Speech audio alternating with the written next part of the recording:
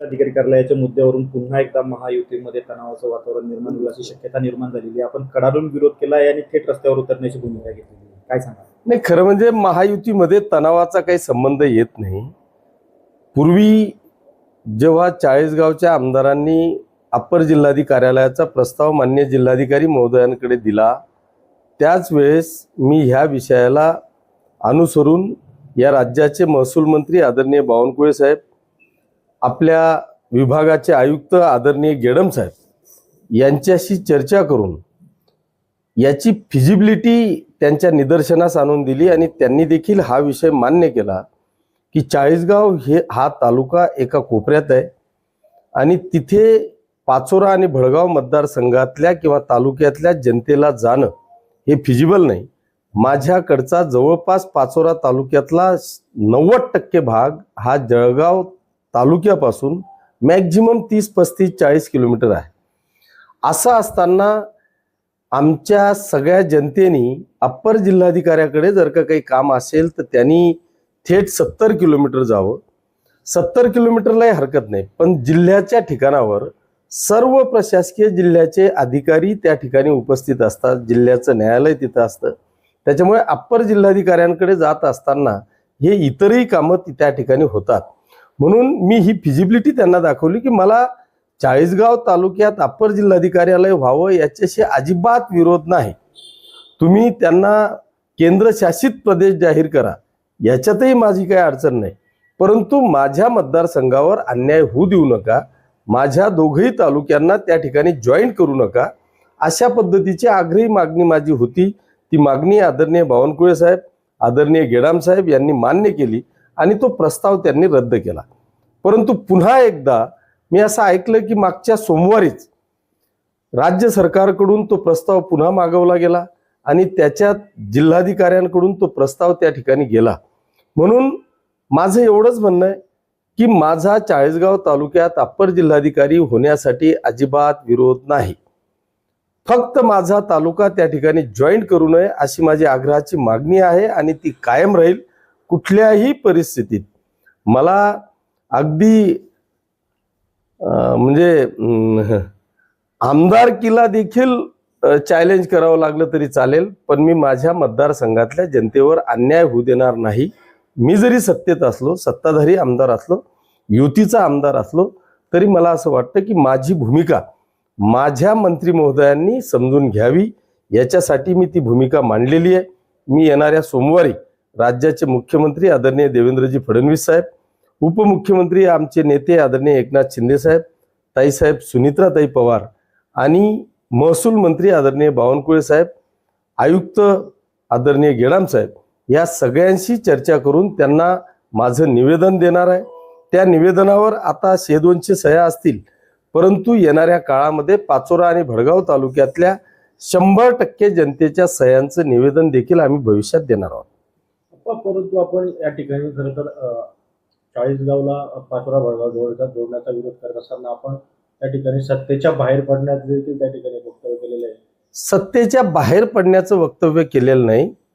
मी जर का आमदारकीला देखील लात मारण्याची वेळ आली तरी मारेल, पण माझ्या जनतेवर अन्याय होऊ देणार नाही. सत्तेच्या बाहेर पडेल म्हणजे काय काँग्रेसमध्ये जाणार आहे? मी आमदारकी सोडावी लागली तरी चालेल, पण जनतेवर अन्याय होऊ देणार नाही. मी एक बाळासाहेब ठाकरेंचा शिवसैनिक आहे. आम्हाला 80% समाजसेवा आणि 20% राजकारण बाळासाहेबांनी शिकवलेलं आहे. त्याच्यामुळे ही समाजसेवा करण्याकरता मी सत्तेचा विचार करणारा माणूस नाही. आपल्या मतदारसंघातलं आपलं वलय पाहता विधान परिषद असेल, नगर परिषद असेल, आता पुन्हा अशाच पद्धतीने प्रशासकीय कार्यालयावर कुठेतरी आपली कोंडी करण्याचा प्रयत्न केला जातो. नाही, कोंडी करण्याचा मंत्री महोदयांना कोणालाही काही घेणदेण नाही, पण माझं एवढंच म्हणणं आहे की एखाद्याचा हट्ट पुरवण्यासाठी तुम्ही दुसऱ्यावर अन्याय करू नका. माझ्या कोंडीचा काहीच मला फरक पडत नाही. फक्त माझी कोंडी कधीही करा, काहीच अडचण नाही. माझ्या कोंडीला मी समर्थ आहे. माझा एवढाच विषय आहे की माझ्या कोंडी करत असताना माझ्या जनतेवर अन्याय होऊ देऊ नका, एवढीच माझी रास्त मागणी. नगरपालिका असेल, त्यानंतर पुन्हा आपण एकदा थेट ज्याला म्हणतो की सत्ताधारी पक्षाचे आमदार असूनही सरकारला एक प्रकारचं आव्हान आपण देत आहेत की जर तुम्ही हा विषय बंद नाही केला तर तुम्ही रस्त्यावर उतरण्याची भाषा करताय. तर मग कुठेतरी यामुळे महायुतीत जे वातावरण आहे किंवा थेट जर विचारायचं झालं तर मंगेश चव्हाणांनी आपल्यामधला जो वाद आहे तो पुन्हा एकदा उखाडून आल्याचं समोर येतं. नाही, मला असं वाटतं की तुम्ही जर का मागच्या वेळेसही जर पाहाल तर मी आता RTO कार्यालय माझं भडगावलं आहे. माझी फाईल गेल्या 10 वर्षापासून चालू असताना मध्येच त्यांनी चाळीसगावला RTO कार्यालय घेतलं. पण जर प्रत्यक्ष तुम्ही एकदा बघा, माझं तर परिवहन मंत्र्यांना आदरणीय सरनाईक साहेबांना या निमित्तानं विनंती आहे की फक्त हट्टापायी तिथं परिवहन कार्यालय दिलं. रेव्हेन्यू तपासा, भडगावचं रेव्हेन्यू तपासा. अहो, चाळीसगावचं RTO कार्यालय बंद करायची वेळ भविष्यात येईल अशी परिस्थिती आहे. मग एखाद्याचा हट्ट पुरवण्यासाठी जर कोणी काही करत असेल तर ते मी सहन करणार नाही. माझा चाळीसगाव तालुक्याला विरोध नाही. चाळीसगावला मी पुन्हा एकदा सांगेन की चाळीसगावला तुम्ही केंद्रशासित प्रदेश तयार करा, पण माझ्या लोकांवर अन्याय न करता त्यांना जे जे काय मदत करता येत असेल ती करा, पण माझ्यावर अन्याय करू नका, एवढी एक रास्त मागणी आहे. त्याच्यामुळे तणाव बिनाव हा तो काही पूर्ण महाराष्ट्राच्या युतीमध्ये तणाव अजिबात नाही. माझ्यावर होणारा अन्याय मी सहन करणार नाही. हट्ट चाळीसगावच्या आमदारांचा की तो हट्ट पुरवण्यासाठी तुम्ही जर का असा काही निर्णय घेणार असाल तर मी तो खपवून घेणार नाही. मला चाळीसगाव तालुक्याला जॉईन करणं म्हणजे माझ्या गोरगरीब जनतेवर अन्याय करणं आहे. आता तुमच्यावर ते सोशल मीडिया वार करताय असं म्हणताय का तुम्ही नगरपालिका इलेक्शनच्या वेळेस तिथे भाषण केला होता का चाळीसगावच्या विकासाला माझा विरोध नाही, तर हा ते म्हणताय का विकासाला विरोध आहे असा ते भाषण. अरे बाबा, मी तर सांगतोय विकासाला विरोध नाही. मी तर सांगतो अप्पर जिल्हाधिकार्यालय काय, मी तर केंद्रशासित प्रदेश करण्याकरता त्यांना सपोर्ट करेल. त्याच्यामुळे माझा विरोध विकासाला नाही, माझा विरोध हा फिजिकली आहे. तुम्ही प्रॅक्टिकली जेव्हा ह्या मतदारसंघाचा विचार कराल त्यावेळेस तुमच्या लक्षात येईल की एका बाजूला राणीचं बांबरूड, सामनेर, दैगाव, डोकलखेडा, वरसडा, नांद्र्यापासून चाळीसगावचा जळगावचं अंतर 25 किलोमीटर आहे, 20 किलोमीटर आहे, 30 किलोमीटर आहे. आणि त्या लोकांना चाळीसगाव जायचं असेल तर 80 किलोमीटरवर जावं लागणार आहे. इकडे गिरीश भाऊंच्या मतदारसंघ जरी असला तरी तालुका माझा आहे.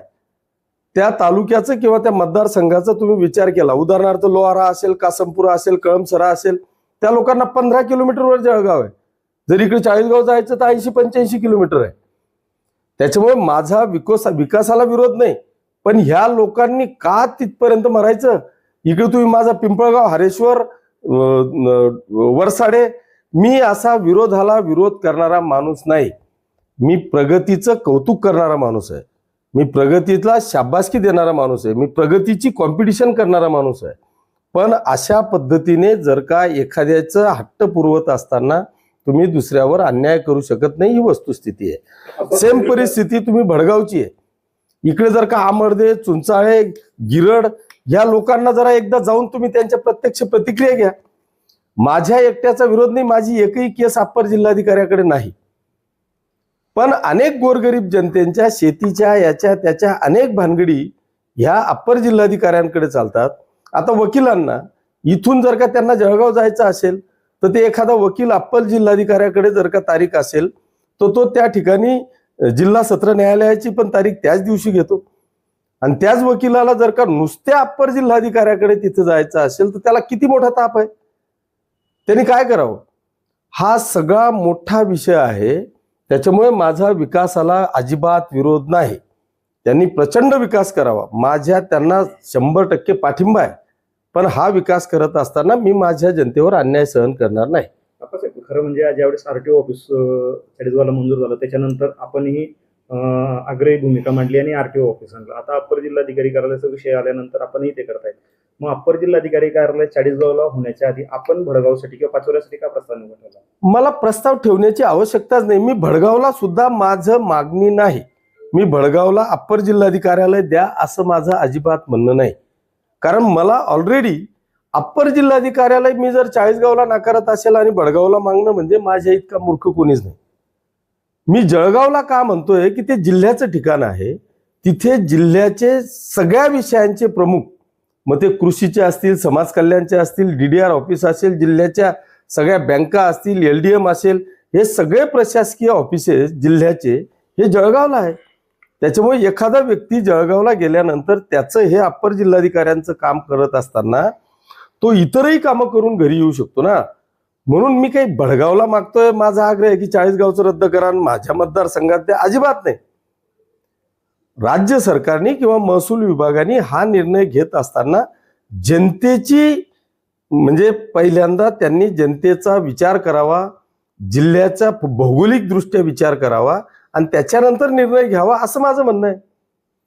शेवटचा एक प्रश्न, जर यदा कदाचित अप्पर जिल्हाधिकाऱ्यालय 40 गावला मंजूर झाल्यास त्या ठिकाणी जर पाचोरा भडगावला त्या ठिकाणी जोडण्यात आलं तर आपली पुढची भूमिका काय असणार? मी पूर्वीच ही भूमिका मी जाहीर केलेली आहे. याच्याकरता मला रस्त्यावर उतरावं लागेल, जन आंदोलन करावं लागेल, सह्यांची मोहीम करावी लागेल, जेल भरो आंदोलन करावं लागेल, पर्यायी आमदारकीचा राजीनामा द्यावा लागला तरी चालेल, पण मी माझा पाचोरा आणि भडगाव मतदारसंघ तालुका हा 40 गाव अप्पर जिल्हाधिकारी कार्यालयाला जोडू देणार नाही.